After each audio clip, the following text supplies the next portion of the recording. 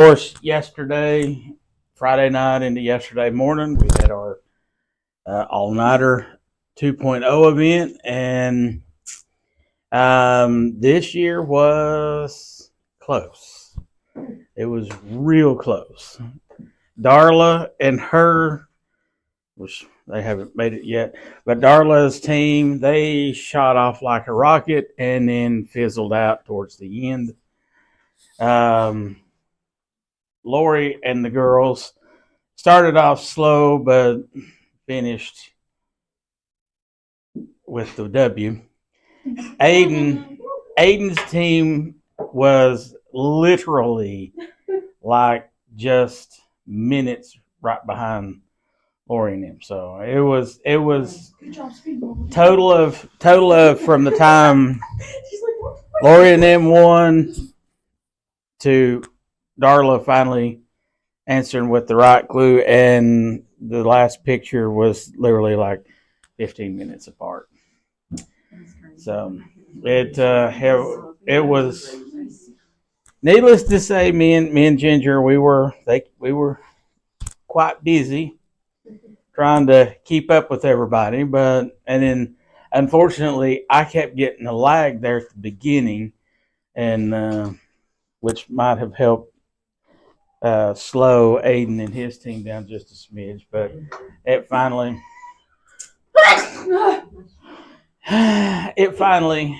paid off, and it was all just, pretty close. So up next on our event list is October 12th. We're looking at trying to do a tailgate cookout type thing at my house. Now, granted, that is the Florida Gators game and everything else, so we'll have that going on. But we'll just like grill some hamburgers and hot dogs and stuff, and then when it gets dark, we'll fire up the big oversized fire pit that I have that Brady hates. It's not, but I've made it. I've made it into it's a big piece of concrete that's round. That's a manhole, storm drain. We used to take section. An old washing machine barrel and burn cardboard in it. So that works. So, not the plastic one, the metal one with holes in it that had it had great airflow because you have wind blow in through the side holes and feed fire. Yeah, that's the one thing I don't have. That's called a scale issue. On ours, I was 10.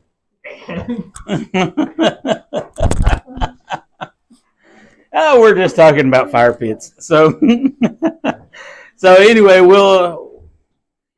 Oh, somebody. Oh, never mind. I thought somebody was saying, "Hey." Oh, okay. So anyway, that'll be October 12th. Yes, 12th. That's the cookout thing. We'll figure that out closer we get. So, but that'll be October 12th. Time, I'll, once we get a little closer, I'll try to narrow down the time, because you want to start it while it's still a little bit daylight, right, but not so early that everybody's ready to go home before it gets dark. So, so it's like going to the drive-in movie. You don't want to show up at 7:30. You want to be there about 9 o'clock. Kind of, sort of. That way, you can at least enjoy the fire pit and do s'mores for those that like to roast marshmallows and eat chocolate and graham cracker and all that stuff. So that'll be October 12th.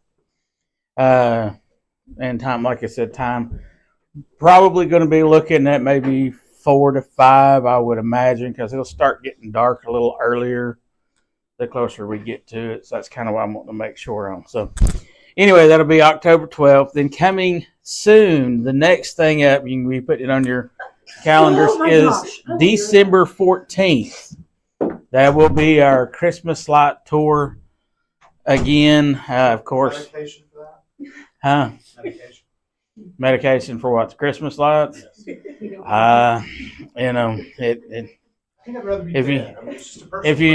If you need a little Dramamine or something like that, I'm sure somebody could hook you up. But anyway, the start time for that will be it'll obviously be getting close to dark. So here's what we want to do this year for this, and this is going to be kind of like your all's homework, is we want to try to give out, as we go around and we see, displays, people that we like. We want to try to come up with some type of like an award or something to go knock on the door and give the homeowner. Something like that. Yeah. We'll try to come up with something like that, but be coming up with for those of us that do enjoy Christmas lights, you can be coming up with different types of categories to give away. Now, that doesn't mean we're only going to pick one. If we're in a neighborhood, we can obviously go to another neighborhood and give the same award, but it's just something, maybe to kind of get out, go around, introduce the church. We may knock on somebody's door that used to go to church that don't go to church anymore, and because we stopped and knocked on the door and gave them an award and told them who we are and stuff, they might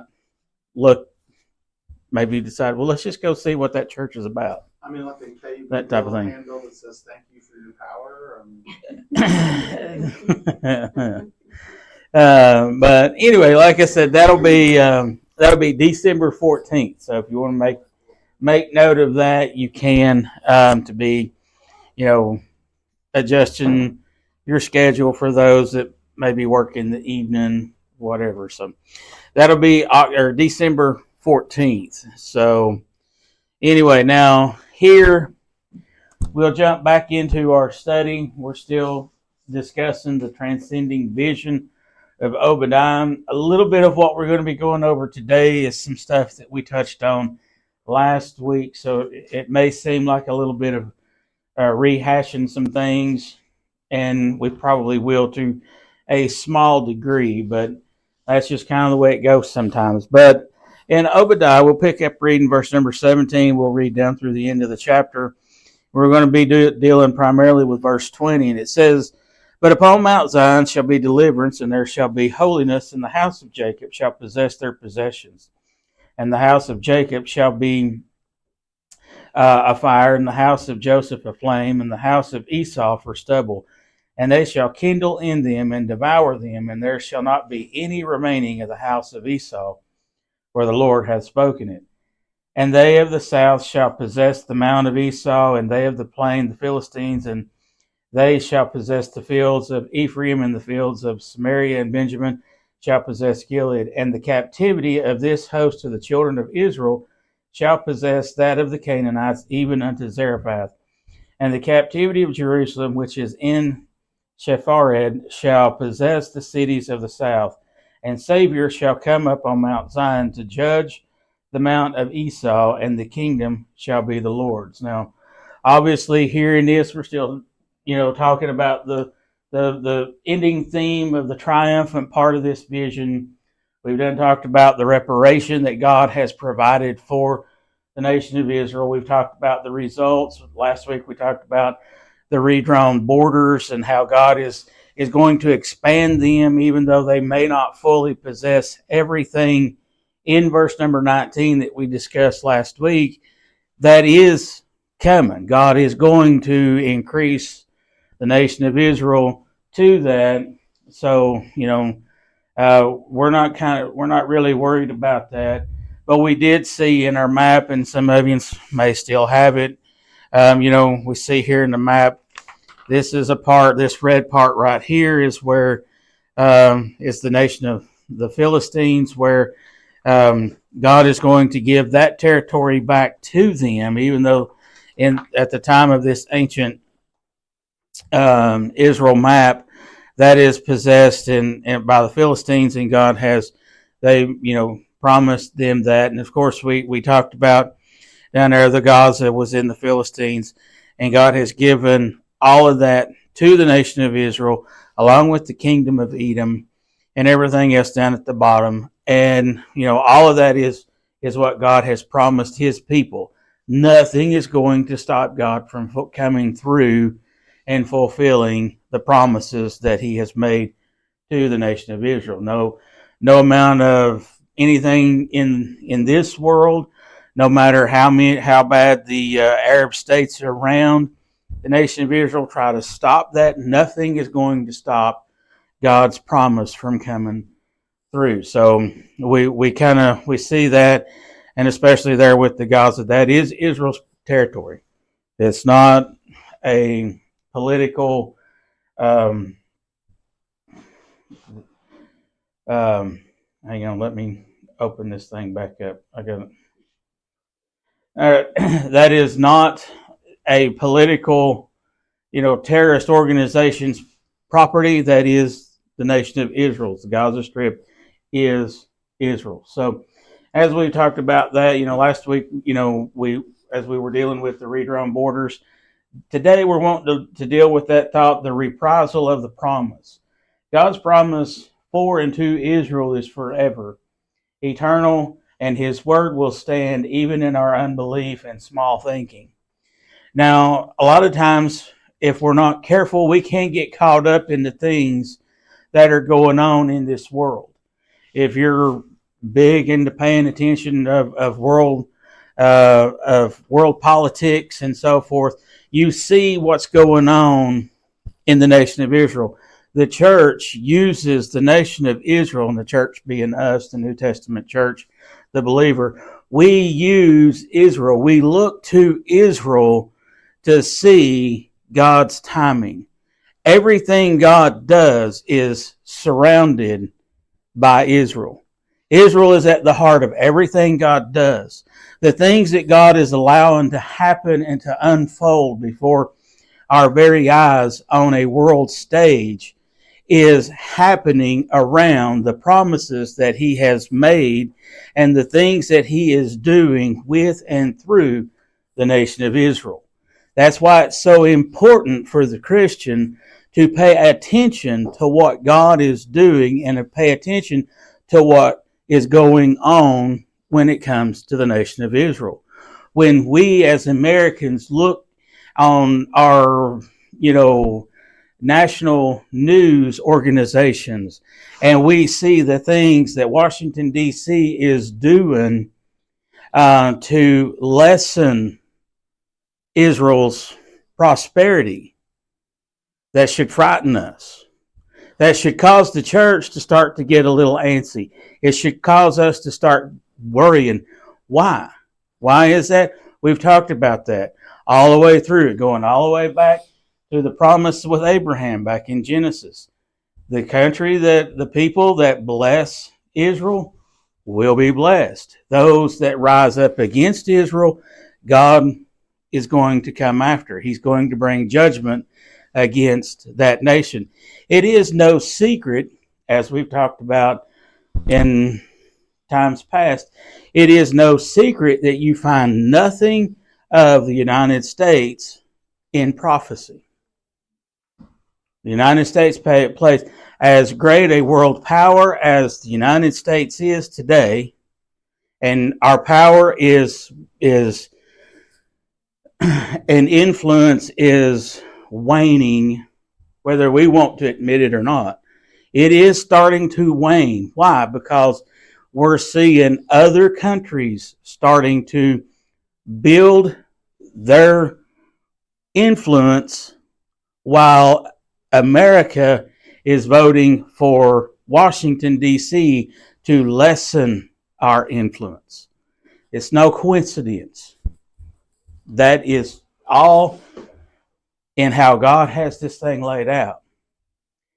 My thing is, and my hope is that as America is on the downturn, and as we start to turn our back, it's going to happen at some point in time. We're going to turn more and more and more unless something happens, unless the church gets serious about some things and we start taking that stand again, then things are going to happen and play out to where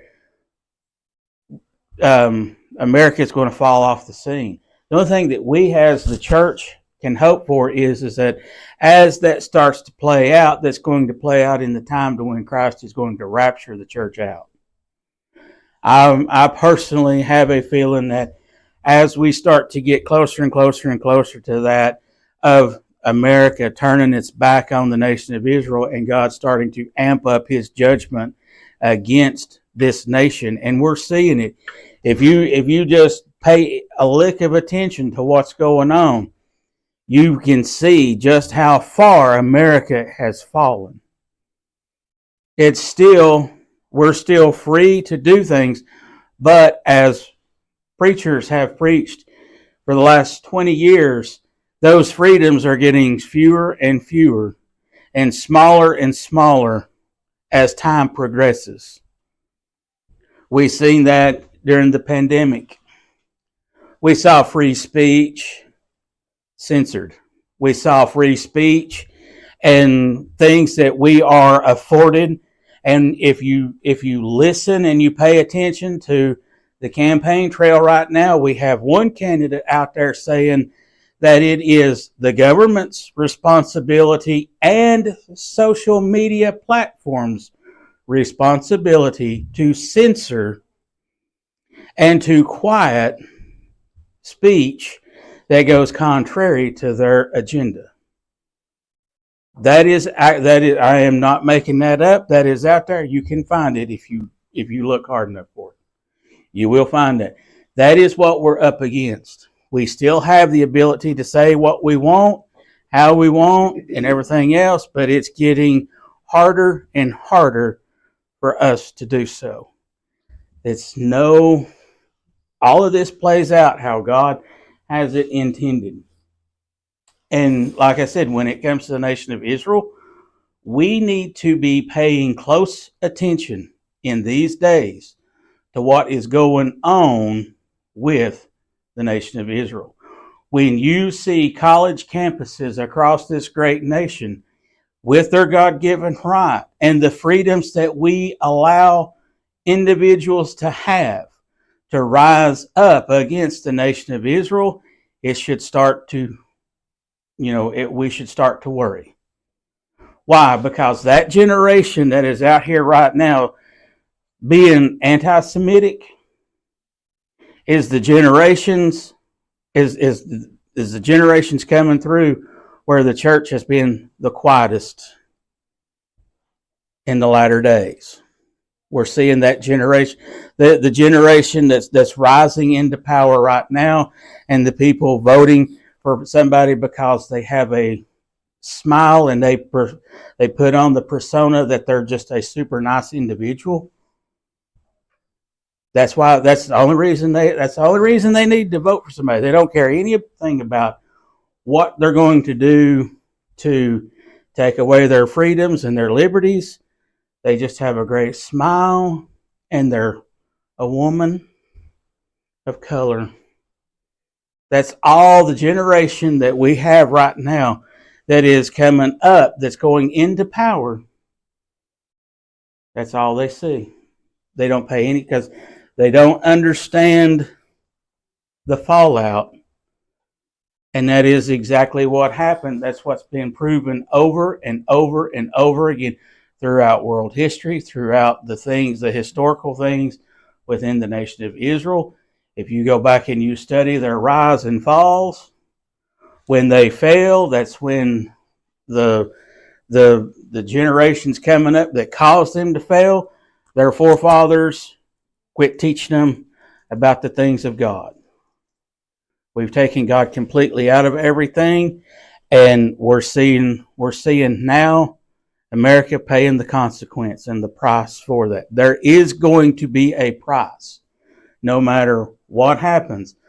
But the nice thing about it is that even as Israel has risen and fell over and over again, we as Christians, the church today, we've seen our influence be great. We've seen it become almost non-existent. And we've seen it come back. And you can follow it all throughout the church age. The great revivals of old such a mass sweeping revival probably will never happen again. But that does not mean that we, as a local body here in Knoxville, Tennessee, can't see a revival start here and break out. And it's going to break out on more of a smaller scale. It's not, I don't, it would really surprise me if we seen the revivals of old going back to the Billy Sundays and the great ones that happened over in the Welsh revival and those types of revivals. I, just being me, I see it hard for something like that to happen again today. It does not mean God still cannot work on a smaller scale and a greater smaller scale to bring about revival and to revive the church. But I don't think it's going to be as grand as it once was. Just the same as God has brought Israel back into prominence, and then they have fallen away out of prominence. And sorry about that, guys. That's just what happens. Could it come out of some place like Africa where it's unexpected and revival come from there and go around the world? I don't. I mean, what do you think? Honestly, there is a very, very large and growing undercurrent of Christian revival going on in China. Mm-hmm. I don't think. See, throughout the Bible, as history has progressed in the Bible, Christianity and godly religion has gone west. Because you have Abraham going from Ur of the Chaldees out to the land of promise, and then you have from the kingdom of Israel going west, and then you have Paul was sent into Europe, and from Europe he went to the Americas, and from the Americas he went to Asia. If that pattern is to be believed, if there's going to be a sweeping world revival, I think that is somewhere other than here. It would be China, in my opinion. Yeah, like I said, I do not see anything happening on a worldwide scale happening out of America right now. So that's just kind of the way it is, because America is not prominent in the end times. I mean, I just hate to be the bearer of bad news, but the Bible makes that plain to us. We are not in anything with the end times prophecy. We become irrelevant. You want my opinion? You want to see what America is going to look like? Look to Europe. Look to Great Britain. That's where we're headed. You just want my opinion? World history has a way of repeating itself. At one time, Great Britain, that part of Europe, was the epicenter for all things God. They lost it. We came in. We took the banner and wrote it out, and now we have walked away from it, just like every culture has before us throughout history. And that's unfortunately where we're going. But even though we, as Christians, we as Americans, that does not mean, even though our country may be headed down that road, just as it has happened generations before us throughout time, that does not mean, God, I'm sure you can find many a Christian still over in Europe, still over in Great Britain, that still follow and believe, although Great Britain is a very dark country when it comes to religion and religious things, but you can still find pockets where God is still working and moving in people's lives. That's what I see based on prophecy. That's what I see happening.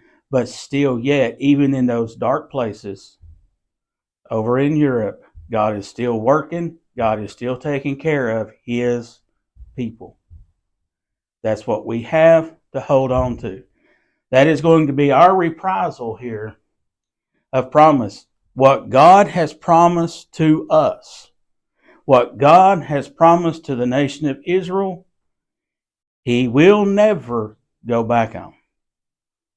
Plain and simple. He will never go back on. He will always stay true to his word.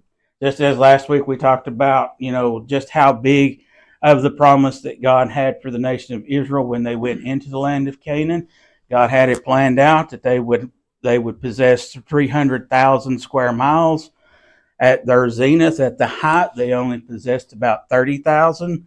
And then last week Madison looked it up, and their territory now, their footprint over in the Middle East now is roughly about 8,500 to 9,000 square miles of a promise that God has given them. Even in that, you say, well, man, He's given them all this land and they've only got this. Yeah, they've only got this. But He has still stayed true to His promise to them, and that promise has never waned. Just as the promise He has for us will never wane. Let me see here. We've done kind of hit a lot of what I had written down here. But the most encouraging thing for us in this, and in this mindset and in this vein and in the nature of what we've kind of been talking about here this morning, in that nothing can keep God from making good on His promises. Like we said, we may make well-intentioned promises to one another. I have 2 kids in here, and I can make a promise to do something. Sometimes I can come through with that promise. There's other times that I'm not going to be able. And you get the dreaded words, and those of you who don't have children yet, if you aspire to have children, you will hear these dreaded words thrown back at you. But you promised.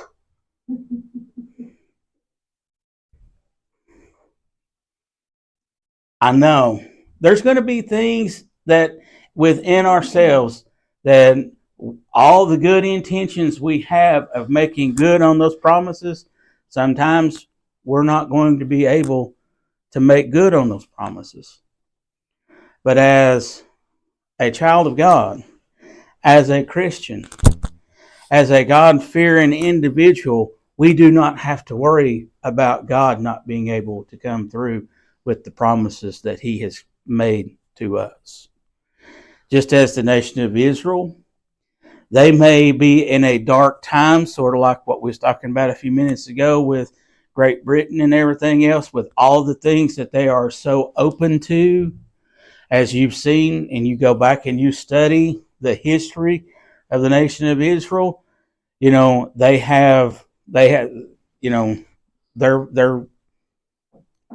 quite troubled. And they're still in that position, as we talked about a month or so ago when we were talking about, where is, how Tel Aviv is.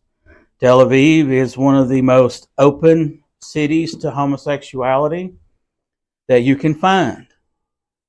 You see all these crazy people out here, gays for Palestine. If they was to step 1 foot in Palestine, their head would be cut off. Once they were found, they would be dead. People today don't understand what they just they hear something and they run with it instead of figuring out, is this a cause I need to get myself involved in? And then only to find out that if they were over there, they themselves would be dead. Just like Netanyahu said, all these people out here, gays for Palestine, he said they might as well be holding up, they might as well be chickens holding KFC signs up. Very good analogy in that. But that's where we're at today. That's the dark times in which we live. And the promise, the reprisal of the promises, meaning whatever we do, how far we get, God is never going to go back on his promise. One day coming up, it's closer now than it's ever been. And I'm sure people 100 years ago were saying the same thing. And 100 years ago, at that time, it was true. It is still true to this day. The coming of Christ is closer than it's ever been. The promise that God has made to his people is closer than it's ever been.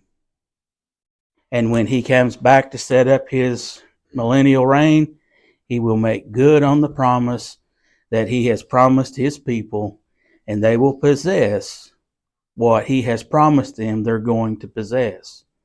The same is true with us. It doesn't matter. It does matter. It does matter how we live our life.